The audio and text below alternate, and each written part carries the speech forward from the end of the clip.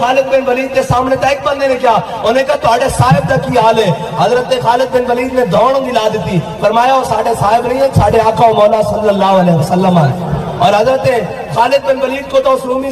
سپہ سالار نے پوچھا، انہوں نے کہا خالد مینوں ایک گل کر، جنہاں دا تسی نام لیا، جنہاں دا تسی کلمہ پڑھا، انہاں دی شانہ کی بن ہے جی، انہاں دی شانہ کی بن جنہاں دا کلمہ پڑھیا؟ نہ دن دیکھ دیو، نہ رات دیکھ دیو، نہ صبح دیکھ دیو، نہ شام دیکھ دیو، نہ جنگل دیکھ دیو، نہ پہاڑ دیکھ دیو، جناب جدر آندا طوفان مچا کے رکھ دین دیو، صفا الٹ کر کے رکھ دین دیو، ایک کون جنہاں دا کلمہ پڑھیا انہاں دی شان کی ہے؟ حضرت خالد بن ولید نے کیا ہے تینوں جناب میرے سپہ سالار جواب دین گے، تو انہوں نے کہا نہیں نہیں خالد جواب تیرے کو چاہیے۔ حضرت خالد بن ولید نے دو لفظی جواب دیتا، آپ نے فرمایا المرسل والا قدر المنصر، اس کا ترجمہ حضرت پیر مہر علی شاہ صاحب نے فرمایا الطیف سرا من طلاته والشذب بدا من کفرته فسکرت هنا من نظرته، نینا دیاں فوجاں جد چڑیاں دو ابرو کوس مثال دسن، جدو نوکے میادے تیر چھٹن لبا سرخ آنکھاں کے لال یمن، چٹے دند موتی دیاں ہیں لڑیاں، اس صورت نو میں جان آکھاں جانان کے جانے جہان آکھاں،